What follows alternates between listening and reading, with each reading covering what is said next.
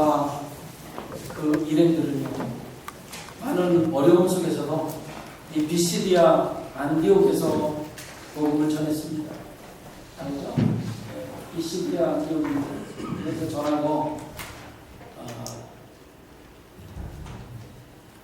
그런데 유대인들이 일으킨 방해로 말미암아 비시디아 안디옥을 뒤로하고 이고니온이라고 하는 다음 도시로 가서 복음을 전하게 됩니다.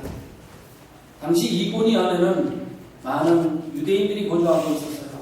그래서 그들은 회당을 중심으로 해서 신앙생활을 하고 있었던 거죠. 바울과 바나바는 이럴 때와 마찬가지로 회당을 먼저 찾아가서 그것 유대인들에게 예수가 그리스도이심을 증거한 거죠. 바울과 바나바가 전하는 복음을 듣고 많은 유대인들과 헬라인들이 회심을 하고 예수를 믿게 되었습니다. 사실 이것은 엄청난 대단한 역사입니다. 유대인들이 회심을 하고 복음을 받아들였다는 것 엄청난 일이에요. 오늘날 우리가 길을 가는 한 사람을 붙잡고 전도하는 것도 쉬운 일이 아니잖아요. 그런데 바울과 바나바는 지금 기독교의 적대적인 유대교의 중심지인 회당에 들어가서 예수가 그리스도이심을 증거하고 그들이 회심하고 돌아오게 했다는 그 사실은 엄청난 일이라는 거죠.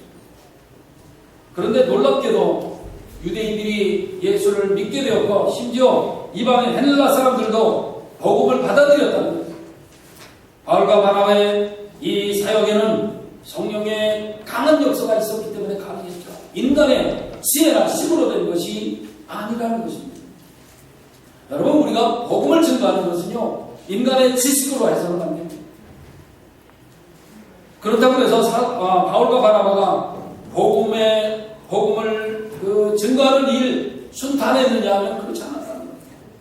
그래서 지금처럼 우리가 가서 예수 믿으십니까? 그리고 복음을 증거하는 그런 정도의 일이 아니었던 거예요.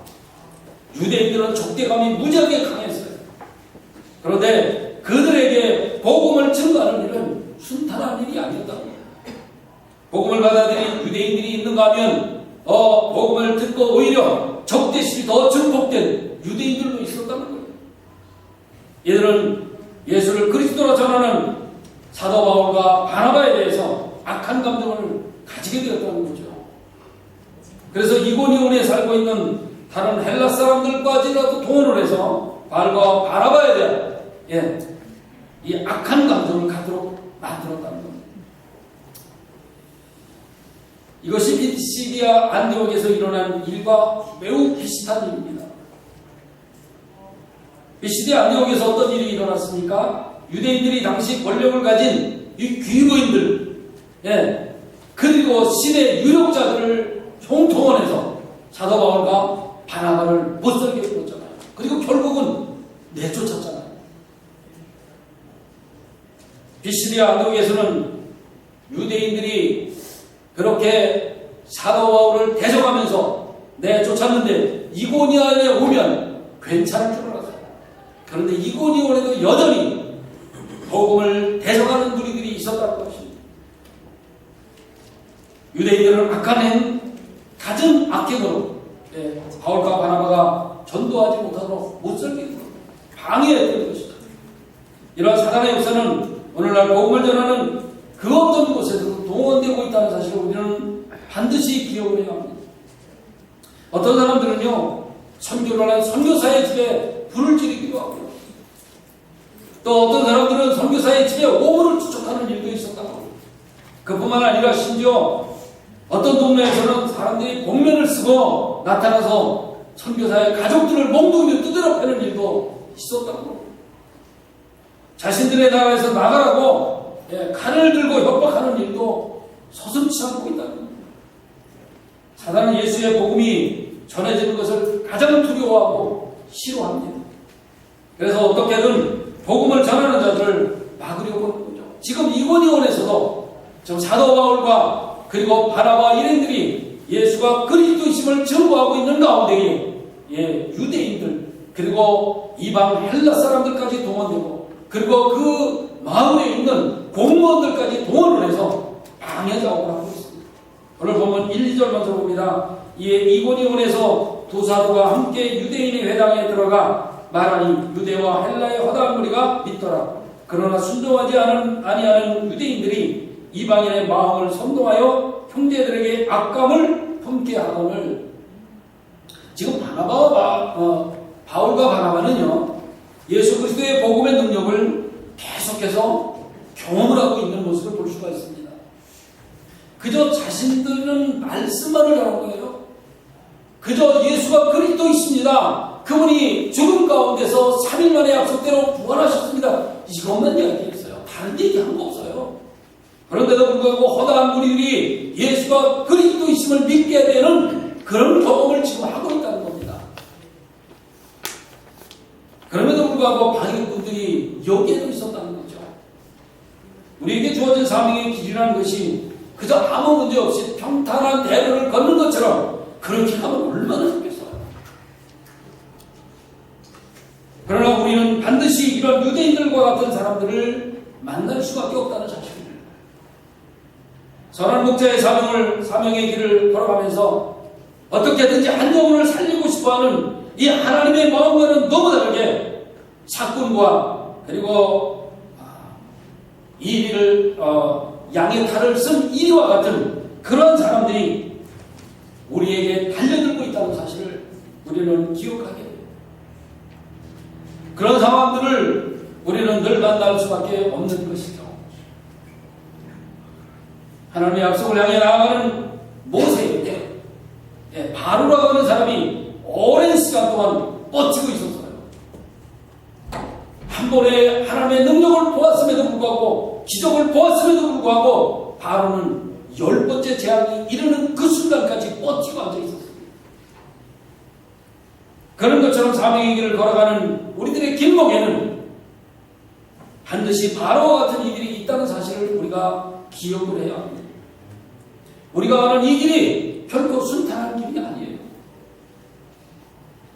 오늘 본문에서 우리가 볼 수 있듯이 사도 바울과 바나바, 이 두 사도는 허다한 무리를 선동하며 악감을 품고 있는 이들을 향해서 주를 힘입어 더욱더 담대하게 복음을 선포했다는 것입니다. 하나님의 종들의 모습입니다. 그렇지요. 결코 굴하지 아니하고 끝까지 주를 힘입어 주의 말씀을 더욱더 강건하게 전하는 그런 모습을 볼 수 있습니다. 3절 봅니다. 두 사도가 오래 있어 주를 힘입어 담대히 말하니 주께서 그들의 손으로 표적과 기사를 행하게 하여 주사 자기 은혜의 말씀을 증언하시니. 바울과 바나바 두 사도는 유대인들의 강한 만도와 핍박에도 불구하고 이고니온을 떠나지 않는 모습을 볼 수 있습니다. 오래 있어라는 말은 뭐예요? 그들이 그 많은 핍박과 고통 속에 있었지만 거기에 머물러 있었다는 거예요. 보통 사람들은 이 정도 핍박이라면 당장에 보따리 쌌을 겁니다. 그렇지만 바울과 바나바는 오랫동안 이 도시에 머무르면서 계속해서 복음을 전하고 새롭게 기독교로 개종한 그 사람들에게 하나님의 말씀을 가르쳤던 거죠. 예수가 그리스도이십니다. 그분이 우리의 죄를 대신해 십자가에서 성령의 제물이 되어주셨습니다. 그리고 그분은 3일 만에 부활하셔서 우리에게도 부활의 소망을 주셨습니다. 자신들에게 적대적인 사람이 있음에도 불구하고 이들이 그곳에 오랫동안 머물렀던 것은 다른 목적이 있어서가 아니었어요. 장사가 잘 돼서 돈을 많이 벌 목적도 아니었어요. 그곳에 많은 농작물들이 나서 편안하게 먹고 살 수 있었던 그런 일 때문도 아니었다는 겁니다. 오직 목적이 있었다면 주님의 말씀을 증거하기 위해서 이고니온에 오랫동안 머물렀던 거죠. 예수가 그리스도이시고 그분이 우리를 대신에 십자가의 총명령을 내어주셨고 약속대로 3일 만에 부활하심으로 말미암아 저와 여러분들에게 하늘의 소망을 주셨습니다. 심은 들었을 겁니다. 그럼에도 불구하고 그들은 물러가지 아니하고 주를 힘입어 주의 사역을 감당했던 거죠. 유대인들이 핍박이 거세지면 거세질수록 바울과 바나바는 더욱더 주님을 의지했다는 사실을 알 수가 있습니다.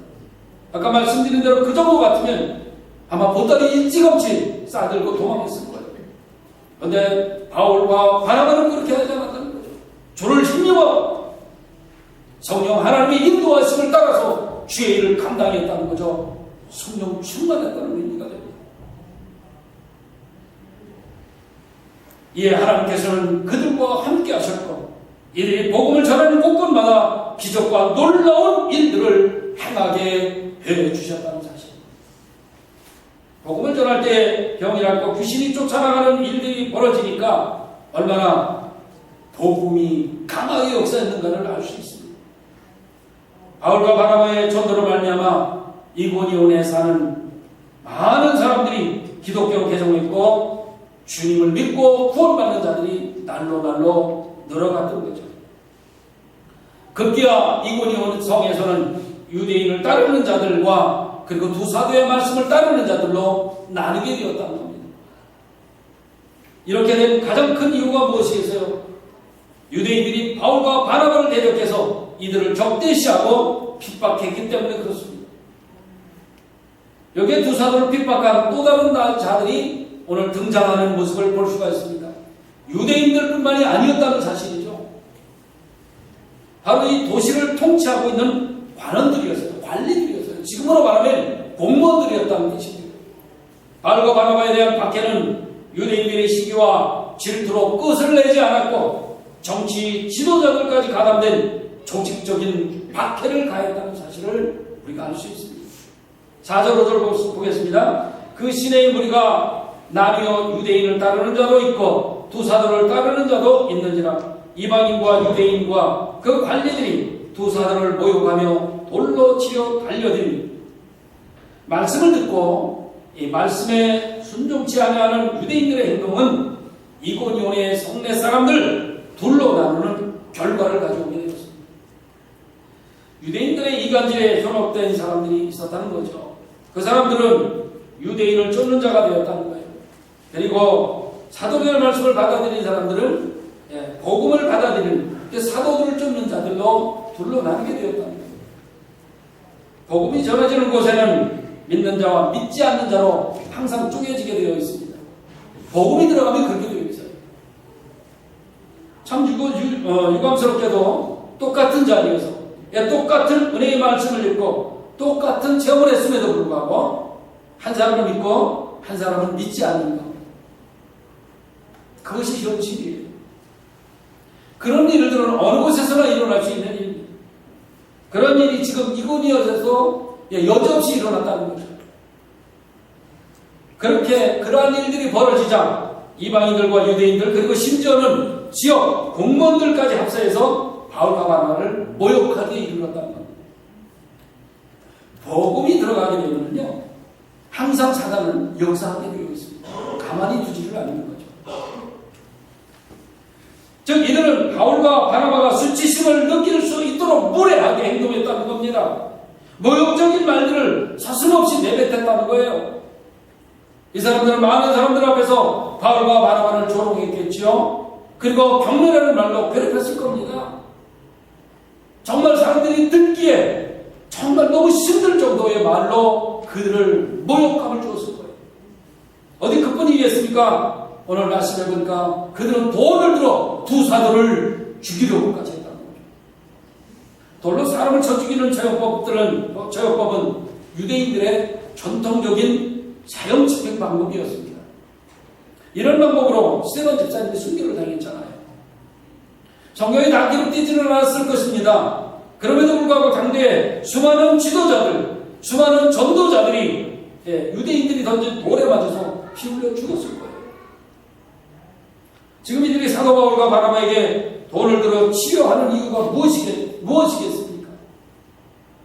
당연하죠. 그것은 지금 사도 바울과 바나바가 하는 전도행위 자신들의 종교적인 체계에 있어서 상당히 도전적인 행위로 생각했기 때문에 돌을 들어 죽이려고 했던 거죠. 사랑하는 여러분, 만약 여러분들이 복음을 증거하는 중에 누가 시비를 걸면서 죽이려고 한다면 여러분들은 어떻게 하시겠습니까? 물론 당당하게 그들과 와서 싸울 수도 있겠죠. 말로 싸울 수도 있을 것입니다. 어쨌든 말로 하든 몸싸움을 하든 말이죠. 그렇잖아요. 그런데 우리는 여기에 있어서 매우 신중을 기해야 한다는 사실입니다. 왜냐하면 사단은 바로 그것을 우리들에게 노리고 있기 때문에 그렇습니다. 그렇다면 유대인들이 돌을 들어서 바울과 바나바를 죽이려고 할 때 이 시점에서 사도 바울과 바나바의 반응은 어땠느냐 하는 겁니다. 오늘 6절 가봅니다. 그들이 알고 도망하여 루가 오니오의 두 성 루스드라와 더베와 그 근방으로 가서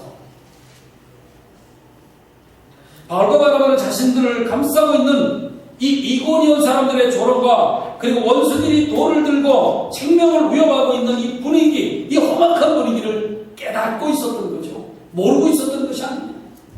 이에 두 사람은 어떤 거예요? 박해자들과의 무리한 충돌을 피하기 위해서 또 다른 도시로 옮겨 떠났다는 겁니다. 여러분, 우리에게 복음을 들고 증거했을 때에 누가 시비를 걸면 우리는 신중을 기해야 한다는 사실입니다.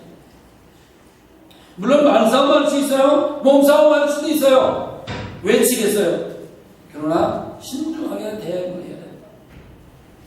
사도 바울과 바나바는 이고니온에서의 그 충돌을 피해 나갔다는 것입니다. 비시디아 안독에서도 복음을 전하다가 핍박당했을 때에 이고니온으로 도망을 갔어요. 지금 이고니온에서 또 핍박을 당하게 됩니다. 이고니온에서 다른 곳으로 루스드라로 도망을 가는 것입니다. 이렇게 도망다니는 길에서도 사도 바울과 바나바는 전도하는 일에 멈추지 않는 사실입니다. 남들이 보기에는, 세상 사람들이 보기에는 비겁한 자와 같이 보일지 모르겠습니다. 그러나 사도 바울과 바나바는 예수 그리스도의 복음이 소중한 것이지 자기들이 어떤 비난받는 것이 그렇게 두렵지 않았다는 것이죠. 그는 복음에 초점을 맞추고 있었습니다. 예수가 그리스도시며 그분이 우리를 위해 십자가에서 속죄의 제물이 되어 주셨다는 것, 그리고 3일 만에 부활하심으로 말미암아 우리에게 하나님의 나라에 소망을 주셨다라고 하는 그 놀라운 비밀을 다른 사람들에게 알려주기 위한 것이 더 목적이 있었다는 것. 자신들의 안위와 자신들이 비난받는 것, 그렇게 소중하게 생각하지 않았다는 사실입니다. 하나님의 사역을 끊음에도 불구하고 중단하지 않았다는 것이죠. 사실 이곳 루스드라에 살고 있는 유대인들의 수는 이고니온과 같이 많지는 않았어요. 지금 이고니온에서 루스드라로 도망간 상태입니다. 근데 이고니온에 가보니까 그곳엔 유대인들이 좀 적었다는 거예요. 그럼에도 불구하고 사도 바울은 루스드라고 하는 도시에 들어와서 대충 사역하지 않았다는 사실입니다. 그곳에서도 열심히 복음을 전했다는 거예요. 바로 이 도시에서 바울은 자신의 영적 아들 디모데를 만나게 되는 놀라운 일을 경험하게 되죠. 하나님은 많은 사람들이 있느냐 없느냐를 소중하게 보지 않으십니다. 하나님은 속을, 중심을 보시는 분이세요. 인원이 많이 있느냐 없느냐 그것을 소중하게 생각하지 않으십니다. 예수님 말씀하시죠. 두세 사람이 먼 곳에 내가 너희들과 함께 하겠다. 사도 바울과 그리고 바나바가 이곳 루스드라에 와서 적은 인원의 사람들이지만 그들에게 복음을 증거했을 때에 예수가 그리스도이심을 증거했고, 그리고 더베라고 하는 도시로 가서 또다시 예수가 그리스도이심을 증거했다는 거예요. 7절 봅니다. 거기서 복음을 전하니 바울과 바나바는 도시를 옮겨가면서 계속해서 끊임없이 복음을 증거하는 모습을 나타내고 있습니다. 지금 자기들을 조롱하고 돌을 들어 죽이려고 하는 사람들이 끊임없이 추적해오고 있는 것을 알고 있었음에도 불구하고 그 두 사도는 숨지 않았다는 거예요. 도망가지 않았다는 거예요. 오히려 사역지를 옮겨가면서 계속해서 복음을 전했다는 거예요. 비겁하게 행동하지 않았다는 겁니다. 여러분, 도망한 것이 비겁한 것이 느낄 수도 있습니다만, 그러나 복음을 든 곳에서 복음을 들고 나가는 그곳에는 비호감이 없었어요. 그들이 돌로 치려고 했을 때 그들을 피한 것뿐이죠. 여러분, 풍선 효과 아시죠? 풍선 효과. 풍선 한쪽을 누르게 되면 바로 터지던가요? 어떤가요? 풍선을 이쪽을 누르면 바로 빵 하고 터지나요? 아니요. 이쪽을 누르면 저쪽으로 튀어나오죠. 풍선 효과라고 합니다. 그렇듯이 사도 바울이라면 한쪽을 눌렀을 때 터진 것이 아니라 다른 쪽으로 삐져나왔거든요. 복음을 방해하는 자들이 있었을 때에 그들과 충돌하지 아니하고 다른 곳으로 이동해서 예수가 그리스도심을 증거했던 거죠. 비시디 안독에서 핍박을 당하면 이고니온으로 갔고, 이고니온에서 핍박을 당하면 루스드라로 갔고, 루스드라에서 문제가 생기면 도베로 내려갔던 거예요. 예수가 그리스도심을 증거했어요. 우리는 바울과 바나바가 어떤 난관에도 불구하고 복음을 전하는 일에만 전심전력했다는 것을 알고 있습니다. 자신들의 아내를 돌보거나 혹은 비겁함이라고 하는 그런 것을 얽매이지 아니하고 복음을 들고 나가는 것에 더 초점을 맞추고 목적을 두었다는 사실. 바울과 바나바 이 두 사람은 예수 그리스도의 복음을 위해서라면 그 어떤 곳에서도 어떤 상황에서도 말하지 않았음을 알 수가 있습니다. 하나님께서는 이런 열정의 두 사람들을 통해서 이 땅에서 하나님의 뜻을 이루어 나가셨던 것이다. 마찬가지로 이와 같이 지금도 여전히 복음의 사명을 가지고 그 어떤 것도 두려워하지 않는 주의 종들을 통해서 하나님의 말씀은 여전히 지금도 세상을 향해서 나아가고 있습니다. 사랑하는 여러분, 저와 여러분들은 어떻습니까? 주님과 복음을 위해서 그 어떤 어려움도 감당할 준비가 되어 있는 것일까요? 어려움 속에서도 사명을 잘 감당하고 힘겨운 상황 속에서 주님께서 주신 사명을 끝까지 완수하는 열정의 복음 전도자들이 여러분 되었으면 참으로 좋겠습니다. 여러분에게 맡겨주신 사명을 지금 감당함에 있어서 힘들고 어려운 일, 그런 일들이 있다고 할지라도 주의 일을 끝까지 감당하는 여러분들 되었으면 참으로 좋겠습니다.